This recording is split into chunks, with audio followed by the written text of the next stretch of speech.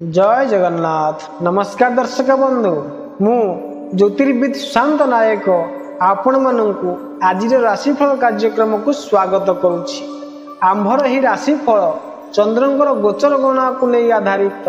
चंद्रंकर गोचर गणना आम जीवन उपर बहुत भाव प्रभाव पकाई थाए। आज पौष मास 6 दिन डिसेम्बर 21 तारीख शनिवार। आज हेउछि नामाचार्य बाया बाबांकर जन्म उत्सव। आज तिथि नक्षत्र हेउछि पौष कृष्ण पक्ष षष्ठी तिथि दिबा 2टा 1 पर्यंत रहुछि। पूर्व फाल्गुनी नक्षत्र अहोरात्र 60 दंड पर्यंत रहुछि। सिंह चंद्र अहोरात्र 60 दंड पर्यंत रहुछि। आज घात चंद्र कर्कट और मकर राशि। आज निषिद्ध खाद्य हेउछि निम्ब दिबा 2टा 1 पर ताल भोजन निषेध। आज शुभ बेला हेउछि रातरु दिबा 7टा 7 मध्य पुणी 7टा 55 पर 10टा 19 मिनिट मध्य। आज दिन विषय रे आसंतु जानिबा। प्रतिदिन भली मेष ठारू आरंभ करी मीन राशि पर्यंत समस्त 12टी राशिर राशिफल विषय रे प्रथमे जानिबा। मेष राशि व्यक्ति विषय रे आज आपण कोनसी विषय को नहीं करी चिंतनशील रही पारंती। ठंडा काश कफ किंबा ज्वर संबंधित कोनसी असुविधा होई पारे। धार्मिक कार्य गुड़ी करे खर्च होई पारे। परिवार कोनसी सदस्य मानक सहित मनोमालिन्य होई पारे, परंतु मध्याह्न परे किछि अनुकूलता रहिबो। कार्य करिवा पई उत्साह रे वृद्धि होई पारे।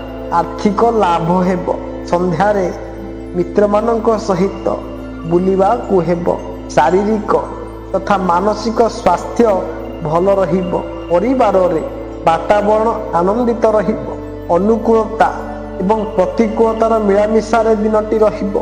व्यवसाय रे आपण नुआ विचारधारा आनी पारंती। आलस्य एवं व्यग्रता अनुभव करि पारंती। स्वास्थ्य प्रति ध्यान देबे। अग्नि एवं जल प्रति सावधान रहिबे। व्यापारी मानंकु धनर आदान प्रदान एवं यात्रा लाभ हेबो। कार्य क्षेत्र रे प्रगति हेबो। संतान मानंकर प्रगति रे मन प्रसन्न रहिबो। गृहस्थ जीवन आनंद पूर्वक बीतिबो। इथिला मेष राशि व्यक्ति विशेष मानंक पई।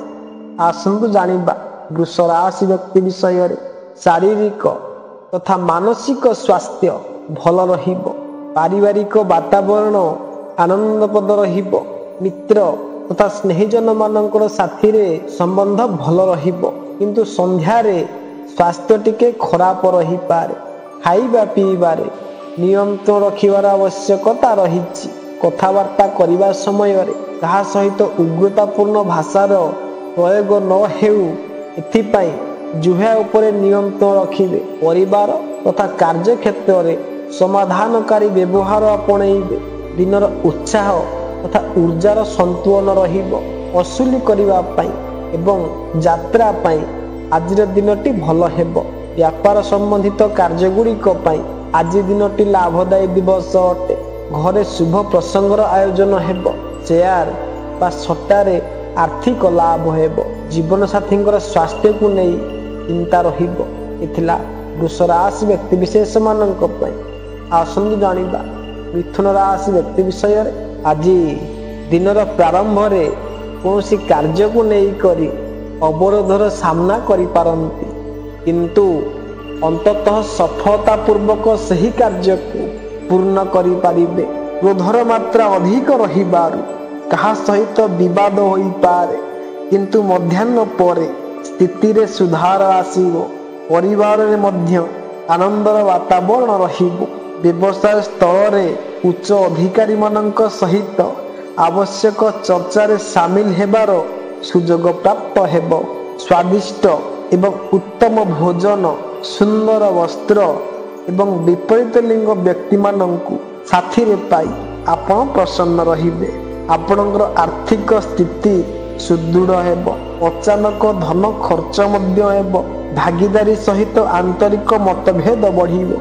चाकरी व्यवसाय रे परिस्थिति अनुकूल रहिबो। क्रोध उपरे काबू रखिबे एवं ନୂଆ କାମ ମଧ୍ୟ ଆରମ୍ଭ କରିବାରେ ସାବଧାନ ପୂର୍ବକ କରିବେ। ଏଥିଲା ମିଥୁନ ରାଶି ବ୍ୟକ୍ତିବିଶେଷ ମାନଙ୍କ ପାଇଁ। ଆସନ୍ତୁ ଜାଣିବା କର୍କଟ ରାଶି ବ୍ୟକ୍ତି ବିଷୟରେ। ଆଜି ଆପଣଙ୍କୁ ମିତ୍ରମାନଙ୍କ ଠାରୁ ଲାଭ ପ୍ରାପ୍ତି ହୋଇପାରେ।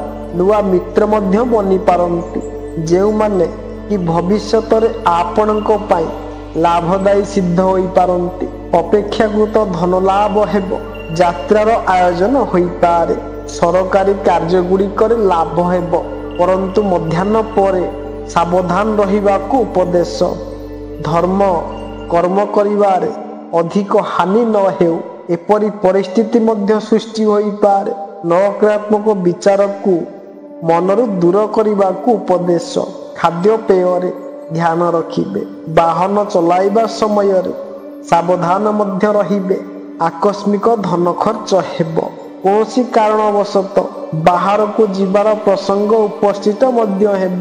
ମଧ୍ୟାହ୍ନ ପରେ ବୌଦ୍ଧିକ ଅଥବା ସାହିତ୍ୟିକ ପ୍ରବୃତ୍ତି ଗୁଡ଼ିକରେ ରୁଚି ରହିବ।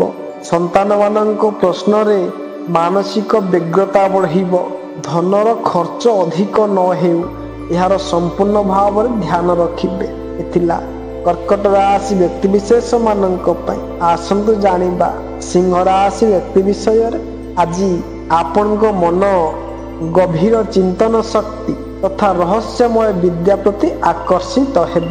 କାହା ସହିତ ବିବାଦ ନ ହେଉ, ଏଥିପାଇଁ ବୁଝି ବିଚାରି କଥା ହେବାର ଉପଦେଶ ଆଜି ଆପଣଙ୍କ ପାଇଁ ଲାଭକାରୀ ସିଦ୍ଧ ହେବ।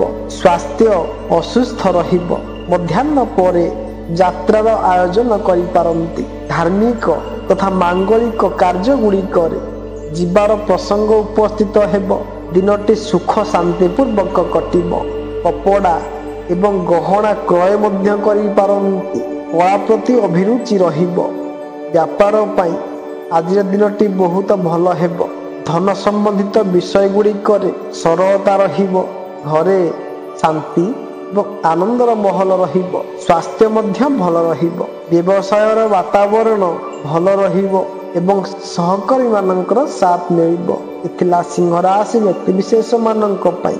ଆସନ୍ତୁ ଜାଣିବା କନ୍ୟା ରାଶି ବ୍ୟକ୍ତି ବିଷୟରେ। ପରିବାରର ବାତାବରଣ ତଥା ବ୍ୟବସାୟ କ୍ଷେତ୍ରରେ ଆଜିର ଦିନଟି ଲାଭରେ ବିତିବ, କାରଣ ଦୁଇଟି କ୍ଷେତ୍ର ଉପରେ ଆବଶ୍ୟକ ବିଷୟ ଗୁଡ଼ିକ ଉପରେ ଚର୍ଚ୍ଚା ହେବ। କାର୍ଯ୍ୟର ବୋଝ ବଢ଼ିବାରୁ ସ୍ୱାସ୍ଥ୍ୟରେ କିଛି ଶିଥିଳତା ରହିବ ତଥା ମଧ୍ୟାହ୍ନ ପରେ ସ୍ୱାସ୍ଥ୍ୟରେ ସୁଧାର ହେବ। ମିତ୍ରମାନଙ୍କ ସହିତ ମିଳିବାରେ ଆନନ୍ଦ ପ୍ରାପ୍ତ ହେବ। ତାଙ୍କ ସାଥିରେ ଯାତ୍ରା କିମ୍ବା ପର୍ଯ୍ୟଟନର ଆୟୋଜନ ମଧ୍ୟ ହୋଇପାରେ। ଦ୍ୱିପ୍ରହର ପରେ କୌଣସି ସାମାଜିକ କାର୍ଯ୍ୟରେ ଭାଗ ନେବାର ଇଚ୍ଛା ଆପଣଙ୍କର ପୂର୍ଣ୍ଣ ହେବ। ଆପଣଙ୍କ ବ୍ୟାପାରରେ ବିସ୍ତାର ହେବ। ଉଚିତ କାର୍ଯ୍ୟଗୁଡ଼ିକ ଉପରେ ଧନ ମଧ୍ୟ ଖର୍ଚ୍ଚ ହେବ। ବିଦେଶ ସ୍ଥିତ ବ୍ୟବସାୟୀ ମାନଙ୍କର ଲାଭ ହେବାର ସମ୍ଭାବନା ରହିଛି। ଆୟର ବୃଦ୍ଧି ହେବା ପାଇଁ ଧନର ମାମଲାରେ ହାତ ଖୋଲା ରହିବ। ପ୍ରବଳ ଲାଭର ଯୋଗ ରହିଛି। ବିଚାରରେ ଦ୍ୱନ୍ଦ୍ୱ ରହିବ। ଯାତ୍ରାର ଯୋଗ ରହିଛି। ଆକସ୍ମିକ ଧନ ଖର୍ଚ୍ଚ ହେବ। ଭାଗିଦାରୀ ସହିତ ଆନ୍ତରିକ ମତଭେଦ ହୋଇପାରେ, ତଥାପି ମଧ୍ୟ ପରିସ୍ଥିତି ଅନୁକୂଳ ରହିବ। କ୍ରୋଧ ଉପରେ ନିୟନ୍ତ୍ରଣ ରଖିବେ। ଏଥିଲା କନ୍ୟା ରାଶି ବ୍ୟକ୍ତିବିଶେଷ ମାନଙ୍କ ପାଇଁ। ଆସନ୍ତୁ ଜାଣିବା ତୁଳା ରାଶି ବ୍ୟକ୍ତି ବିଷୟରେ। ଆଜିର ଦିନଟି ବହୁତ ଆନନ୍ଦମୟ ରହିବ। ବେପାର ସହିତ ସମ୍ବନ୍ଧିତ କାର୍ଯ୍ୟଗୁଡ଼ିକରେ ଦିନର ବ୍ୟସ୍ତତା ରହିବ ତଥା ସେଥିରେ ଲାଭ ମଧ୍ୟ ଆପଣ ପାଇବେ। ଅଧିକ ଲୋକମାନଙ୍କ ସହିତ ଆଜି ମିଶିବାର କାରଣରୁ ବିଚାରର ଆଦାନ ପ୍ରଦାନ କରିପାରନ୍ତି। ଘର ଏବଂ ଦାମ୍ପତ୍ୟ ଜୀବନରେ ଆନନ୍ଦ ରହିବ। ସାମାଜିକ କ୍ଷେତ୍ରରେ ଆପଣଙ୍କର କାର୍ଯ୍ୟର ପ୍ରଶଂସା ହେବ। ସନ୍ଧ୍ୟା ପରେ ଜୀବନସାଥୀ ସହିତ ଭଲ ସମୟ ବିତିବ। ବାହନ ସୁଖ ମଧ୍ୟ ମିଳିବ। ସମ୍ପତ୍ତି ସମ୍ବନ୍ଧିତ କାର୍ଯ୍ୟଗୁଡ଼ିକରେ ଏବଂ ଗୃହସ୍ଥ ଜୀବନର ପ୍ରଶ୍ନର ନିରାକରଣ ମଧ୍ୟ ହେବ। ବ୍ୟବସାୟୀ ଲୋକମାନଙ୍କ ପାଇଁ ଆଜିର ଦିନଟି ଅନୁକୂଳ ଅଟେ। ଭାଇ ବନ୍ଧୁମାନଙ୍କ ବ୍ୟବହାର ସହଯୋଗପୂର୍ଣ୍ଣ ରହିବ। ଶତ୍ରୁ ଆଜି ଦିନରେ ଆପଣଙ୍କ ଠାରୁ ପରାସ୍ତ ହେବେ। ମଧ୍ୟାହ୍ନ ପରେ ଶାରୀରିକ ଏବଂ ମାନସିକ ପ୍ରତିକୂଳତା ରହିବ। ବ୍ୟବହାରିକ ଜୀବନରେ ଅପଯଶ ମିଳିବାର ସମ୍ଭାବନା ରହିଛି। ଧନ ହାନିର ମଧ୍ୟ ଯୋଗ ରହିଛି। ଏଥିଲା ତୁଳା ରାଶି ବ୍ୟକ୍ତିବିଶେଷ ମାନଙ୍କ ପାଇଁ। ଆସନ୍ତୁ ଜାଣିବା ବିଛା ରାଶି ବ୍ୟକ୍ତି ବିଷୟରେ ଆଜି ଆପଣ ସାମାଜିକ ତଥା ବାହ୍ୟ କ୍ଷେତ୍ରରେ ପ୍ରଶଂସା ପ୍ରାପ୍ତ କରିପାରିବେ। କୌଣସି ନିଜ ବ୍ୟକ୍ତିଙ୍କ ସହିତ ମିଶିବାରୁ ମନ ପ୍ରଫୁଲ୍ଲିତ ରହିବ। ଦାମ୍ପତ୍ୟ ଜୀବନରେ ସୁଖ ଏବଂ ସନ୍ତୋଷ ଅନୁଭବ ହେବ। ମଧ୍ୟାହ୍ନ ଏବଂ ସନ୍ଧ୍ୟା କାଳ ପରେ ବାଣୀ ଏବଂ ବ୍ୟବହାର ଉପରେ ନିୟନ୍ତ୍ରଣ ରଖିବାରେ ଆପଣଙ୍କ ହିଁ ଲାଭ ହେବ। ଆଜି ଆପଣଙ୍କୁ ଆଧ୍ୟାତ୍ମିକ ସିଦ୍ଧି ମିଳିବାର ଯୋଗ ରହିଛି। ଦିନଟି ମଧ୍ୟମ ଫଳଦାୟୀ ରହିବ। ଶାରୀରିକ ଫୁର୍ତ୍ତି ଏବଂ ମାନସିକ ପ୍ରସନ୍ନତାର ଅଭାବ ହୋଇପାରେ। ପରିବାରରେ ବାଦ ବିବାଦ ହୋଇପାରେ। ବ୍ୟବହାରିକ ଜୀବନରେ ମାନହାନିର ପ୍ରସଙ୍ଗ ନ ବନୁ ଏହାର ଧ୍ୟାନ ରଖିବେ। ପରନ୍ତୁ ମଧ୍ୟାହ୍ନ ପରେ ଆପଣଙ୍କର ଶାରୀରିକ ଏବଂ ମାନସିକ ସ୍ଥିତିରେ ସୁଧାର ମଧ୍ୟ ହେବ। ଆପଣ ସୃଜନାତ୍ମକ ଏବଂ କଳାତ୍ମକ ପ୍ରବୃତ୍ତି ଗୁଡ଼ିକରେ ଯୋଡ଼ି ହୋଇ ରହିବେ। ଏଥିଲା ବିଛା ରାଶି ବ୍ୟକ୍ତିବିଶେଷ ମାନଙ୍କ ପାଇଁ। ଆସନ୍ତୁ ଜାଣିବା ଧନୁରାଶି ବ୍ୟକ୍ତି ବିଷୟରେ। ଆଜି ଅଧିକ ସମ୍ବେଦନଶୀଳ ନ ହେବା ପାଇଁ ଆଜି ଆପଣଙ୍କୁ ଉପଦେଶ।